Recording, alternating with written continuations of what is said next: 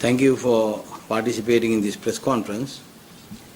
Today, I decided to call this press conference only for the mere reason that the Prime Minister of this country is lying to the countrymen and also to the entire world of what he did and what happened, and that he is the sole angel who can safeguard this country.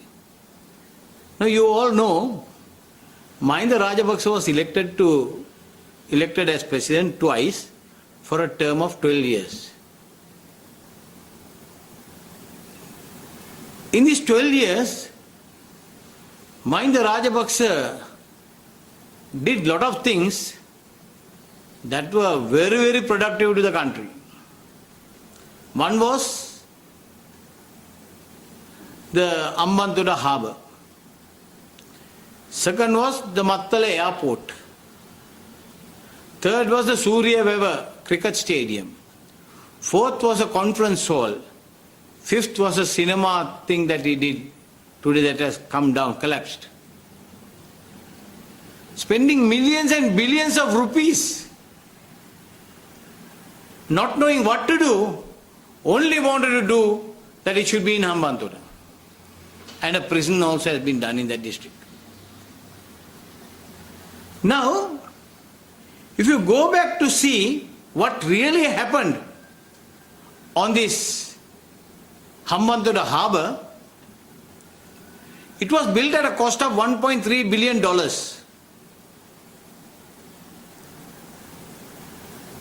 The agreement said that there will be 10,000 ships coming and going.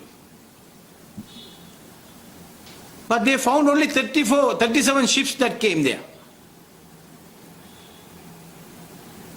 Mahinda Rajapaksa failed, Mahinda Rajapaksa's government failed, and the Hambantota harbour was a fail. And we see Mahinda Rajapaksa saying to his own people in Hambantota that I built all this, but the UNP sold it. The previous government sold the harbour. Then later he says it was given on a 99 years lease, and this 99 years lease, once completed, they have to give it again on another 99 lease. What a diabolic lie is this? This is election time. He's playing with the masses. He's fooling the masses. He thinks that the masses are not educated enough, that they will listen to all the lies that he tells. The way he came to power, the way he brought his brother to power with a 6.9 million vote bank.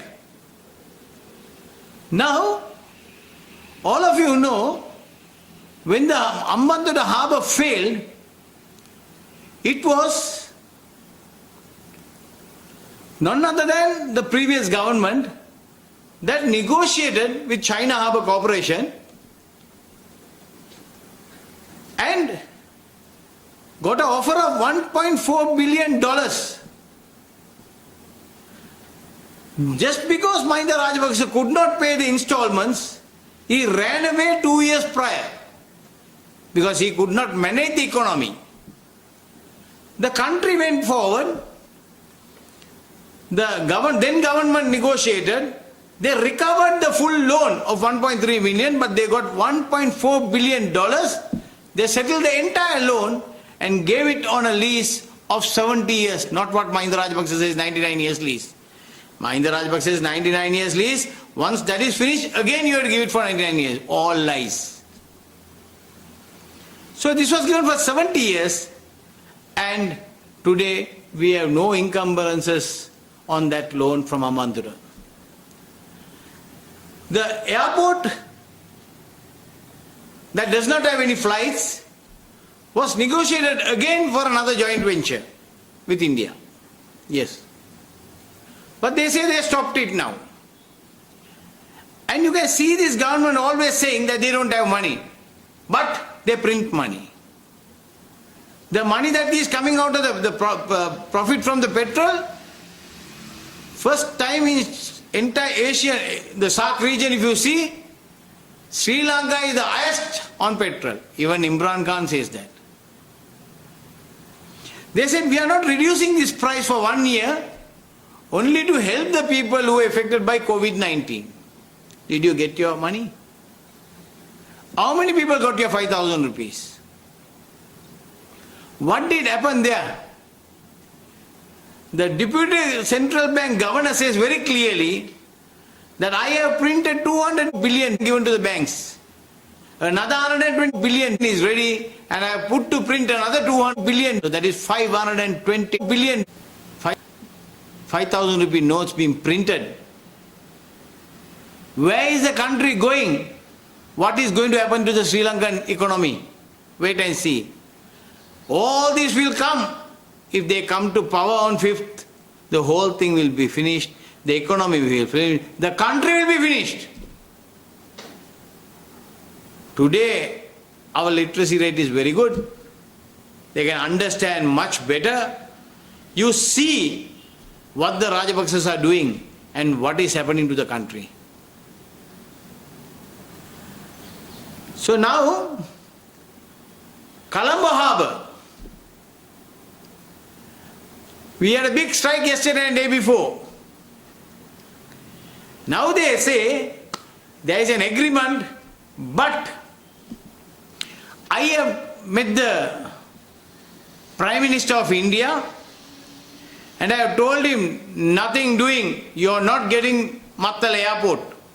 So he told me, don't worry Mr. Prime Minister, we are not asking that from you. And when they come to Colombo they say, there is another agreement here. So knowing this agreement, that is why they did not unload the stuff. They were keeping, they were negotiating with India. And now they say, we have to look at it because there is some agreement already done. So we have to think about it. We will speak. Now like what you did in Mattal Airport, just call the Prime Minister and tell him, Mr. Prime Minister, we decided not to give you. Now we want to speak this in English because the whole world will know that what the Rajapaksas are doing.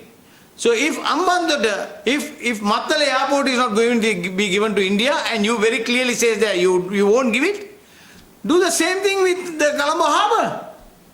Just take the phone and tell him, Mr. Modi, you are my friend. Whatever you do, I do in Sri Lanka. So the same thing I am telling you, like I told you, Mattala won't be given, we won't give you Colombo also. Very simple. That is the influence, that is the way you all are behaving, so do it. This is a diabolic lie that you are doing. You are just bluffing the masses. You are just irritating people. Why are you doing this at election time?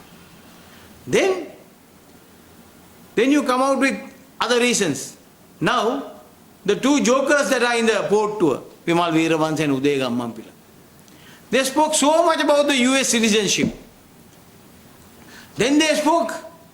They think that the people of this country are so foolish and mad that they forget everything after elections. You remember they saying, Gota is coming from America, he is coming like a Natal Papa. Huh? He was coming with 2 full bags to every house. Sahanamalla. Gota Sahanamalla. Up to this month they have not got it. Might be next year, June, he might think of giving a Sahanamalla to the people. Whom are they fooling and bluffing? What are they thinking of the people of this country? Are they fools? Mahinda Anand Aludamage started the cricket episode. Don't know whose contract was that. Again, might be to please India or give that ICC posting to India. Don't know whether that is a contract that they took. That is a very clear statement because he was on coma soon after the World Cup. He got up only in 2020 and he started saying, this match was sold, this match was sold, this match was sold. If that match was sold, you are solely responsible as the Minister of Sports then and Mahinda Rajapaksa as the President of the country at that time. So nobody did anything. After 9 long years, you say this match was sold. But now what happened? Immediately CID came to meet you in Navalapitiya.